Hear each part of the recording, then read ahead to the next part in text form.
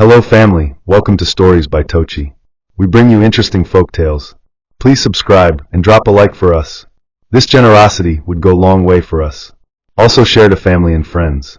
And please turn on post notification to stay tuned for more. Thank you as you do so. Now let's get into the story. The chickens had long gone quiet, as if they too could feel the weight of the air thickening like overcooked pap. In the silence of that night, broken only by the occasional croak of frogs in the swamp behind the Braith compound, Clara stood barefoot in the mud, her wrapper soaked from hem to hip. Her once neat braids clung to her scalp, and her trembling hands held onto the small gonna-must-go bag that carried all she had left: 2 wrappers, a threadbare Bible, and a baby onesie she had sewn with hope weeks ago. The gate behind her groaned on its rusted hinge, shutting with the kind of finality that made even her unborn child shift within her, as though sensing that the world had just become colder. No curse was uttered. No word of farewell passed from Geneva's lips. She had tossed Clara out the same way one would flick a roach off a dining table, with disdain and no regard for the creature's breath. Clara didn't cry. The tears had dried long before that night, long before the last insult was thrown, long before her husband's family turned her belly into a badge of shame. Her mother had once said, "When people throw stones at you, gather them. One day you'll build a home." But this night, Clara didn't feel like a builder. She felt like a broken jar tossed out with the bathwater, forgotten before the water even drained. Back in the day, before Marcus came into her life like a flame that made her wings flutter, Clara was the pride of the Okri family. She had grown up under the slanted roof of a modest bungalow at the edge of Uluru, where children bathed under the rain and played Sue in the red dust until the sun dipped like Gary in hot water. She was the daughter of a retired headmaster and a mother who sold palm oil in faded gallons by the roadside. Humble, yes, but respected. Clara had learned the value of silence early, not the coward's kind, but the sort that listens before it speaks, the sort that swallows pride so love could bloom. When Marcus appeared in Uluru, tall like an Irako tree and polished like a Sunday shoe, everyone had turned heads. He spoke like the city and smiled like someone who had never carried firewood, yet his eyes found Clara as if he'd known her in a past life. Their love was swift, burning like dry grass in harmattan. It wasn't long before the whispers began. "She's lucky," they said, "a village girl catching a city man." Clara didn't see it that way. To her, love was not a ladder for climbing above one's roots. It was soil that needed nurturing. When Marcus took her to meet his family in Bako Estate, she went with a nervous heart and a soul full of sunshine. But the Braiths? They wore their pride like expensive cologne, loud, suffocating, and meant to impress. Geneva, in particular, had smiled with her lips and stabbed with her eyes. "A teacher's daughter," she had said behind closed doors. "We wanted silk, and he brought us sackcloth." In the early months of marriage, Clara tried to water the rocky ground with kindness. She rose early to sweep floors she never dirted and cooked meals no one complimented. She greeted with bent knees and spoke with softened tones, trying to bend without breaking. Marcus, to his credit, shielded her when he could, but the storm of Geneva's disapproval was like harmattan dust. It found its way through every crack. Clara's pregnancy should have been a turning point. In Uluru, a pregnant woman was treated like a goddess, pampered, praised, protected. But in the Braith household, it was as if she had brought home a ticking time bomb. Geneva's words became daggers wrapped in lace. "Carrying his child doesn't make you one of us," she spat one morning when Clara stumbled in the corridor, nauseous and weak. "You're still what you were when he met you, a mistake waiting to spoil the family line." The house help started locking the kitchen at night. Her clothes began disappearing from the line. Small things, petty things, meant to cut deeper than any knife. Marcus had traveled for work, promising to return in a week. When news came of the accident, Clara collapsed like a sack of yams. They said the car went off the bridge. No body, no burial. Just silence, followed by the chilling sound of a gate closing behind her 7 weeks later. The house that once held her dreams now echoed only her footsteps as she walked away. That night, she walked and walked until her legs throbbed and her soles grew numb from kissing the gravel. Her womb felt heavy like a clay pot full of fire, each step ringing with the question, "Why me?" The village was asleep, unaware that a woman was being rewritten in the ink of abandonment. She passed the okuda tree, the one people said swallowed secrets, and paused briefly, pressing her palm to its bark. "If you can hold secrets," she whispered, "hold mine too." No torchlight, no guide, only the faint outline of the stars breaking through the clouds like promises God was still arranging. Then came the bridge. Not the real kind, but the metaphorical one, a wooden ledge leading to the forgotten side of Oloru. That's where she stumbled. A flash of light pierced the fog, and a man in a dark jeep stopped his engine. He stepped out, tall and unsure, looking at her like she had dropped from the sky. "Are you all right?" he asked, his voice low and cautious. She wanted to say yes. Instead, she collapsed. The last thing she heard was him calling for help, and the sound of her bag ripping open as it hit the ground, baby onesie fluttering like a flag of surrender. Yet in that collapse, something began to rise. Not hope, not yet, but the beginning of a story that would prove even trash, when brushed off and placed in the right hands, can shine like treasure. When Clara awoke, the world was quiet, too quiet, as if it had paused to let her catch her breath. The scent of menthol balm mingled with the faint aroma of fried eggs, and a ceiling fan above spun lazily, swaying like a tired dancer in a forgotten hall. Her eyelids fluttered open slowly, revealing unfamiliar walls painted in pale blue and softened by shadows cast by early morning light. Her hands moved instinctively to her belly, still round, still moving. She exhaled a broken kind of relief. Her gaze drifted across the room to find a wooden stool by the door, a towel folded neatly on top, and beside it, a man, dark-skinned, tall, and seated, arms folded as though guarding her sleep. He was staring at her with the cautious concern of someone who had once opened his door to trouble. Their eyes met, and for a moment, nothing passed between them but silence layered with 100 unspoken questions. Clara tried to speak, but her voice cracked like dried leaves underfoot. The man stood, approached slowly, and placed a bottle of water in her hand. "You fainted by the bridge," he said, his tone wrapped in both authority and care. "I almost drove past, but something told me to stop." Clara sipped the water and nodded, her gratitude buried beneath weariness. She was used to men who said the right thing then vanished like mist. But this one, this stranger, had waited. The stranger introduced himself as Nathaniel, a name she rolled over in her mind like a stone in her palm, firm, unfamiliar, but oddly grounding. He said little, speaking in short bursts that carried more weight than wind. His house sat on the outskirts of Oloru, not far from where the cocoa fields met the forest edge, a place many villagers avoided, claiming it held spirits of old warlords and restless slaves. But Clara saw no ghosts, only quiet, and perhaps for the first time in weeks, peace. Nathaniel cooked without fuss, set her food on a stool, and left her to eat alone. He did not ask her story, nor offer his. The quiet stretched between them like a hammock suspended over broken ground, delicate, but holding. She learned to rise slowly, waddle to the bathroom without aid, and bathe with the care of a woman who had survived too many storms to drown in bathwater. The house was simple, 2 rooms, an old radio that crackled between stations, and a veranda that faced the rising sun. There was a well at the back and a mango tree that bore fruit only once a year, but Nathaniel said it was worth the wait. Clara listened, observed, and bit her tongue from asking the million questions crowding her mind. She knew better than to chase comfort with hurried feet. Safety, like trust, was not a dress you wore once and called your own. It had to be stitched slowly, thread by thread, memory by memory. Days turned like pages, each one less heavy than the last. Clara began folding the corners of her pain, tucking it away like clothes you no longer wear but cannot bear to throw out. Nathaniel was always near, never hovering, never far. He repaired the leaking roof without fanfare, brought her pawpaw from the market, and handed her books with yellowed pages that smelled like forgotten stories. He spoke to her belly as if it were a guest they both awaited, softly, with laughter lurking behind every word. Clara found herself smiling again, first in whispers, then in waves. She had not forgotten Marcus, nor the Braiths, nor the night that broke her, but somehow her spirit had stopped bleeding. When she asked Nathaniel why he lived alone, he gave a shrug that said more than any paragraph could. "I used to run things," he murmured, his eyes far away. "Now I let them run themselves." She didn't press. Some pain wore armor so thick, even empathy could not scratch the surface.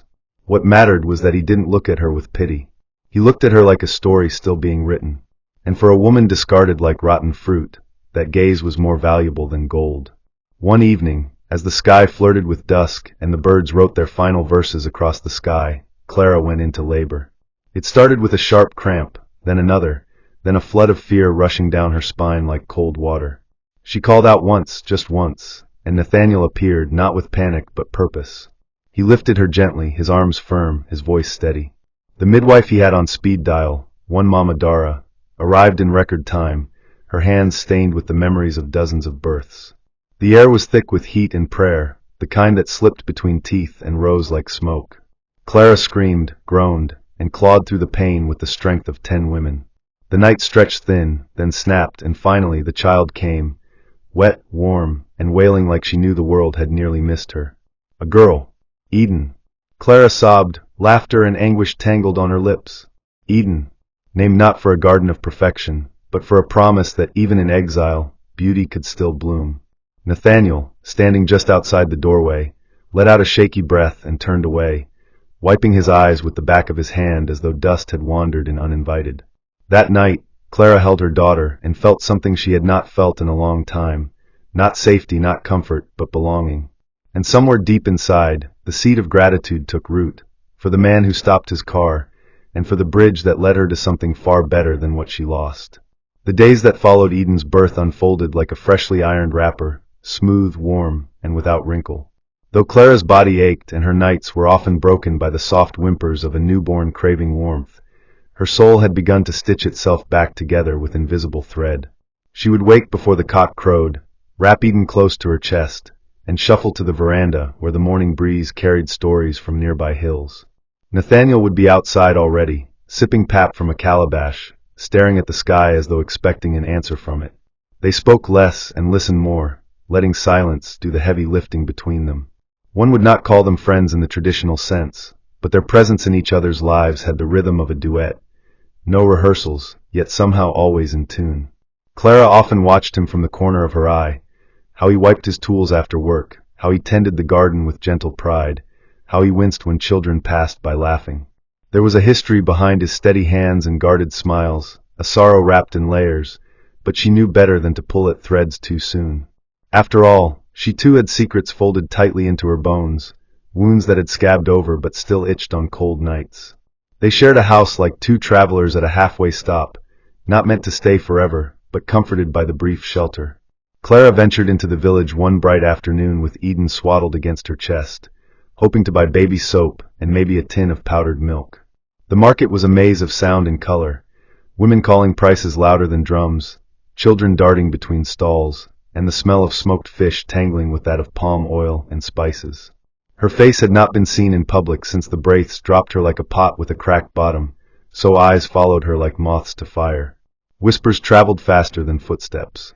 "Is that not Marcus's wife?" one voice hissed. "I heard she gave birth near a forest." "Oh," another muttered. Clara stood straighter, held Eden tighter, and walked with the dignity of a queen no one could dethrone. She found a stool near a plantain cellar, and asked for directions to the chemist.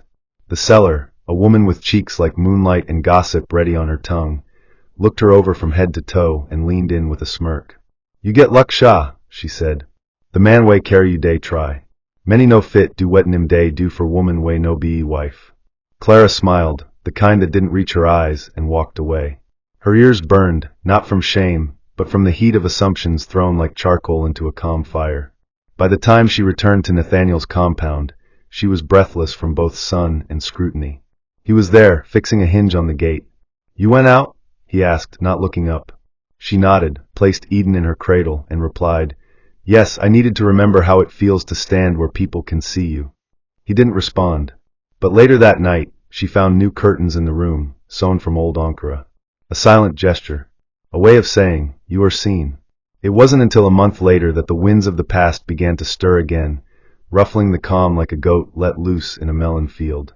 Clara had just finished scrubbing Eden's cloth diapers when she heard loud knocking, fast, impatient, and angry. Nathaniel opened the gate before she could, and standing outside was a face Clara would never forget. Geneva Braith, lips curled tighter than a rolled mat, eyes blazing like coals just stoked. She was flanked by two of her sisters, all dressed like Sunday offerings, wrappers crisp, scarves tight, mouths twitching with unspoken judgments. "Where is she?" Geneva spat, trying to peek past Nathaniel. "That girl that took advantage of my son's weakness. I heard she gave birth here, as if we're the trash dump for broken things." Nathaniel stood his ground, like a rooted tree. "You are not welcome here," he said, voice calm but firm enough to nail silence to a wall. Geneva pushed past, but he stepped in her way. She's not your property. And neither is that child. Clara emerged then, Eden on her hip, and the air thickened with tension. You've said enough, she whispered, though her knees wobbled under the weight of memory. What more do you want, Ma? Geneva's eyes narrowed. You think because one stray dog picked you up, you have become a lioness? My son's legacy lies in that child. We want her. A hush fell. Clara shook her head slowly. You dropped me like rotten fruit. You don't get to return for the seed once you see it sprouting. Geneva hissed, turned sharply, and marched off with her entourage trailing behind like shadows ashamed of the light. Nathaniel didn't speak for hours afterward, only went to his shed and hammered nails into a plank until the sun vanished behind clouds. But Clara knew something had shifted. The past had found their doorstep, and it wouldn't be the last time it knocked. The Braith's intrusion opened an old wound, but it also unearthed something else, a truth wrapped in lies like a goat tied in banana leaves. Days after Geneva's outburst, a woman appeared at the edge of the cocoa field. She was old, hunched, with eyes like worn glass and a scarf tied tightly under her chin. Clara was hanging clothes when she saw her. The woman didn't speak at first. She only stared. Then she said, I was a housemaid at the Braiths for 19 years. Clara's hands froze midair. I left when I couldn't stomach their secrets anymore. She walked closer, took Clara's hand, and lowered her voice. Your husband, Marcus, is not dead. The words fell like thunder in a clear sky. Clara's breath caught. He's alive. The woman nodded. Geneva paid off the drivers and hushed the news. He's in a private facility in Ibuken, being treated for brain trauma. They said it was better for the family name if people thought he died. He was starting to question their authority. Your marriage was never their choice. Clara felt the ground tilt beneath her. Marcus, alive, hidden, silenced. Nathaniel found her still as a statue under the mango tree, Eden sleeping in her arms. She told him everything, voice trembling like a leaf in harmattan. He listened, not as a man threatened, but as someone invested. We go together, he said. If you want to find him, you won't go alone. Clara looked at him, and in that moment, knew her story had taken a sharp turn. The road ahead would be steep, but now, she was no longer climbing it in silence. The journey to Ibuken felt longer than the road itself. They set out before dawn, Clara seated in the back of Nathaniel's old pickup with Eden strapped to her chest, wrapped tightly in layers of ankara. The horizon was still yawning, draped in a sleepy orange hue, as if hesitant to witness what lay ahead. The vehicle groaned on the narrow, dusty road, its tires coughing through potholes like an asthmatic child, but it held on, just like its passengers. Clara's hands trembled in her lap, her mind swirling like a pot left boiling too long. The truth had cracked open like a fallen coconut, but what lay inside was not just water. It was confusion, memories, buried pain, and the scent of betrayal that still lingered like smoke in her nostrils. Nathaniel barely spoke, his face unreadable, both hands gripping the wheel like he was trying to steer the past back into place. As the trees blurred past them in a green haze, Clara kept her eyes on the road signs, as though watching the names of each village fly by would help her outrun the years of abandonment that had calcified in her chest. At some point, Eden stirred and whimpered, and Clara hummed to her, the same lullaby her mother once sang, one that didn't promise peace, but reminded the child that someone was watching.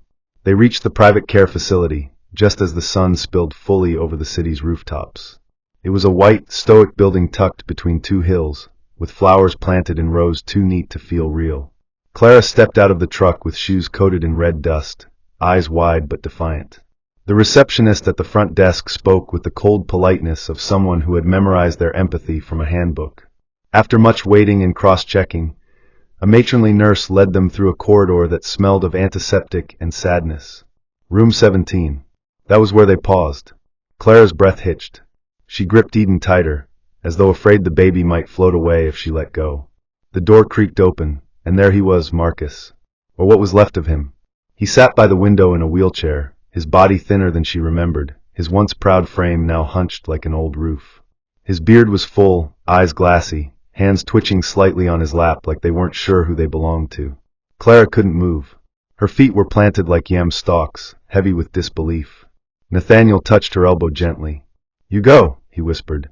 It's your storm to walk through. She nodded and stepped inside, heart pounding like thunder before the rain. Marcus, she called, voice cracking on the edge. He turned slowly. Confusion danced across his face like a child playing with matches, dangerous and unpredictable. But then his gaze fell on Eden, and something in his eyes flickered. A flicker, that's all. But it was enough to shatter the stone that had built up in Clara's chest for months. She spoke to him every day for the next 2 weeks.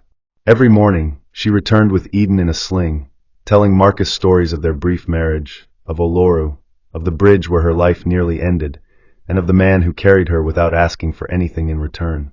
She brought old photos, their wedding invitation, even the shirt he had once spilled palm wine on during a village festival. At first, Marcus just blinked, lost in a fog that no one could pull him from. But then came the small changes, the way his fingers curled when she mentioned Eden's name, the single tear that slipped down his cheek when she hummed their favorite hymn. One afternoon, as she handed him a spoonful of umla, he said her name. Just one word, Clara, soft and hoarse like a breeze rustling dead leaves.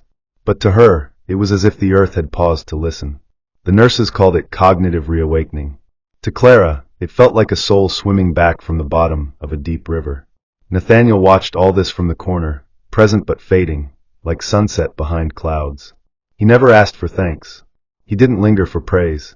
He helped Marcus with physiotherapy, wheeled him around the garden, and taught him to use simple tools again. And each night, he drove Clara and Eden back to the guest house they had rented nearby. The journey back was always quiet, filled with thoughts too heavy for words. Clara noticed the way he gazed at Eden, the way he smiled when she reached for his beard. It was not the gaze of a man jealous of the past, but of someone trying to tuck away his own heart before it spoke out of turn. The final day of their stay came like the last page of a novel you're afraid to finish. Marcus was stronger, walking short distances with support, and speaking in broken phrases that carried more weight than polished speeches. Clara stood before him, Eden in her arms, uncertain of the road ahead. "They lied to you," she said softly. "They buried you alive, Marcus. But I came back for you. I didn't know I had that kind of fight in me, but your daughter, she taught me." Marcus nodded, his hands trembling as he reached out to touch Eden's cheek. There was a deep sadness in his eyes, but also awe. Nathaniel stepped forward, clearing his throat. "The estate in Oloru is yours," he said simply. "I've drawn up papers. The cocoa trees are ready. The house is yours if you want it." Clara looked at him, stunned. "Why are you doing this?" she whispered. Nathaniel smiled, but it was the kind that hid more than it revealed. "Some stories are meant to pass through you, not end with you," he replied. "You both need a place where new beginnings can grow. I'm just returning what the world tried to take." And with that, he handed Marcus the keys, turned on his heel, and walked away before Clara could stop him. Just like that, the man who had carried her from the edge disappeared into the fog, leaving behind a field, a future, and a fragment of himself buried in every cocoa seed. Returning to Oloru with Marcus was like watching the rainy season arrive too soon, expected, yet never quite how you imagined. The cocoa estate, once Nathaniel's quiet retreat from the world, now throbbed with the uneasy rhythm of change. The trees stood tall and lush, leaves fluttering like they were whispering secrets to the wind, unaware that the hands now touching their trunks were different. Clara walked through the compound, Eden on her hip, her eyes taking in every nail, every stool, every corner Nathaniel had once mended or built with quiet devotion. Marcus, though improved, moved like a man learning the choreography of life all over again, each step deliberate, each sentence a fragile bridge from memory to meaning. The villagers watched from afar. No one dared speak openly, but their stares were loud enough to echo across the footpaths. A few who had once thrown side eyes at Clara now offered polite nods, their mouths too full of shock to form apologies. Geneva, however, did not remain silent. Word reached Clara that the matriarch had erupted like a volcano once she heard Marcus was alive and living under the roof once touched by her disdain. "She's cast a spell," Geneva allegedly cried to her circle of judgmental loyalists. "My son would never choose dirt over diamonds unless something unnatural was pulling his strings." Clara didn't respond, not with words. She simply lived, raising Eden under a roof bought by grace, guiding Marcus with patience, and letting the land bloom again under their care. She knew better than to argue with a dog determined to bark at the moon. The cocoa field became Marcus's therapy. He would rise early, his cane tapping beside him like an old friend, and walk along the rows of trees, his fingers brushing against leaves as though searching for parts of himself that had fallen away. Clara often followed, not too close, just enough to let him know she was there. The silence between them had changed. It was no longer heavy like before but comforting, like an old blanket, worn and patched, but still warm. She found joy in the smallest things. Eden's first laugh echoing through the compound like music, the day Marcus remembered how to fix a tap without guidance, and the smell of roasted yam on cool evenings. Yet even in the calm, Nathaniel's absence sat in the air like perfume long sprayed but not forgotten. Every hammer mark on the doorframe, every groove in the wood, every carved stool whispered his name. Clara never said it aloud, but some nights she sat on the veranda and wondered where he had gone, whether he ever looked back. The note he left, tucked beneath a wooden bowl, had been brief. When the seed grows, the sower must step back. May this house give you more than the world ever tried to take. Marcus never asked about him, perhaps sensing what silence preferred to keep.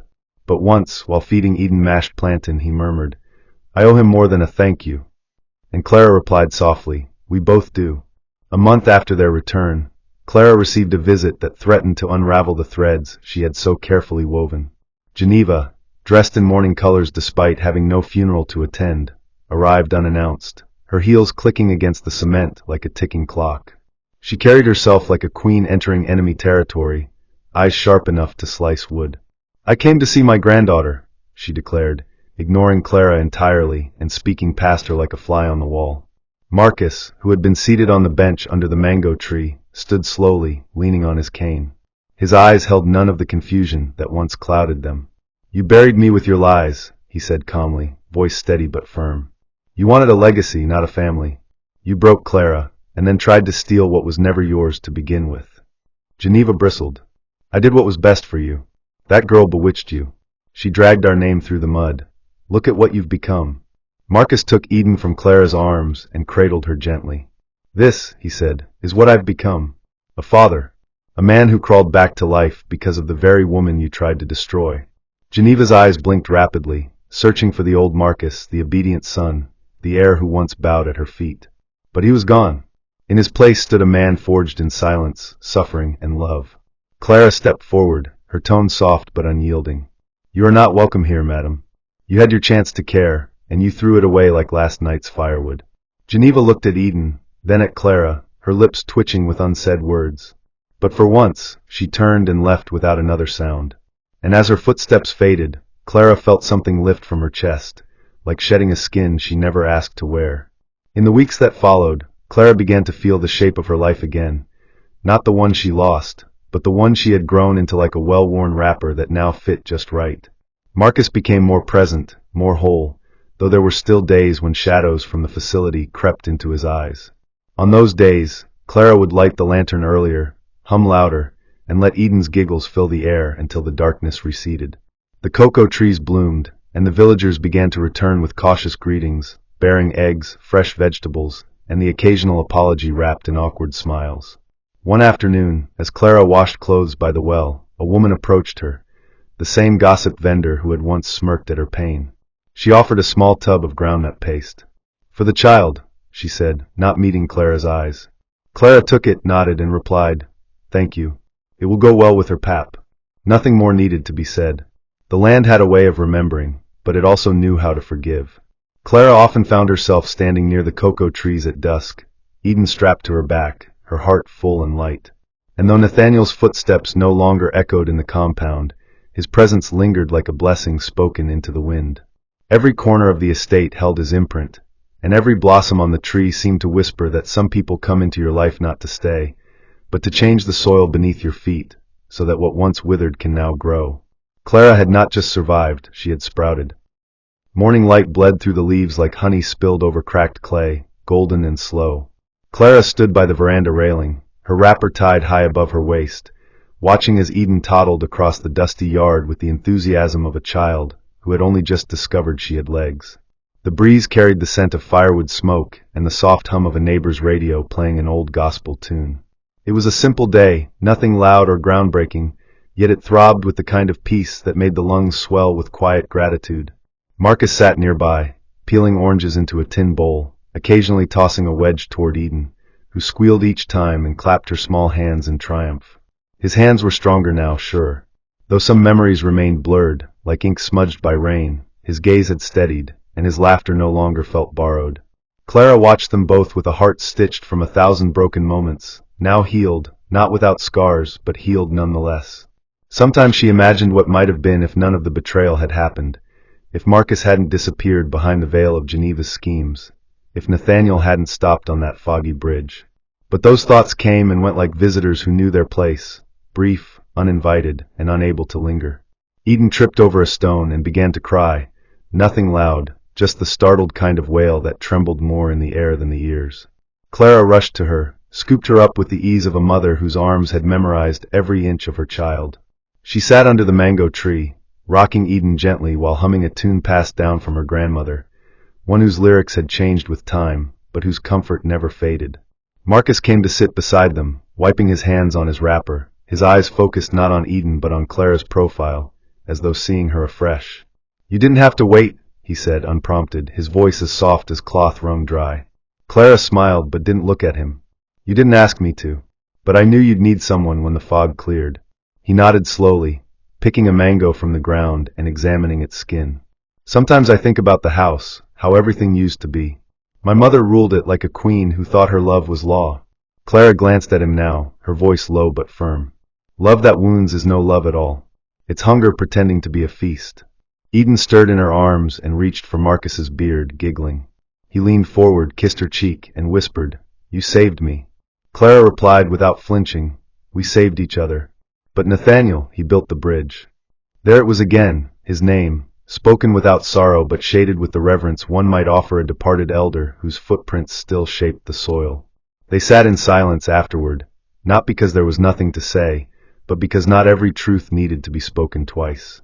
That evening, while the village bell rang faintly in the distance to mark the call to prayer, Clara walked alone to the cocoa fields, her feet crunching over dry leaves and scattered pods. The trees stretched toward the sky like worshippers frozen mid-praise, branches heavy with fruit. She ran her fingers along the bark of one tree, pausing where initials had once been carved, faint, old, nearly erased by time. Her throat tightened. Nathaniel's presence still pulsed through the soil here. Every branch he'd pruned, every groove he'd carved into the earth to help the rainwater flow, bore his invisible fingerprint. She knelt by the edge of the field where the new seedlings had been planted and whispered a prayer, not loud, not long, just a line of gratitude cast into the wind like a paper boat on a quiet stream. "Wherever you are, may your days be soft, and may the path rise to meet you." She rose slowly, brushed the red dust from her knees, and turned back toward the house. Along the path, she saw two boys from the village chasing a rooster, their laughter slicing through the dusk like tambourines in a praise song. A part of her wanted to freeze that moment, bottle it, and keep it on a shelf for days when the sky felt too heavy. But she knew better. Joy wasn't something to capture. It was something to walk with, hand in hand, even when the road curved. By the time Clara reached the house, night had begun to wrap itself around the village like an old wrapper tied tightly against the cold. The lantern was lit, casting long shadows against the wall, and inside, Marcus was already preparing Eden's evening pap. The sight of them, father and daughter, side by side, bathed in gold, filled her with a calm too wide for words. She stepped inside, tied the curtains shut, and sat beside them. "Tomorrow," Marcus said, stirring the pap slowly, "I'll write the village council. I want to make the land official in our name. Eden's name too." Clara smiled, her eyes glistening. "Then we'll plant more trees. One for each chapter we survived."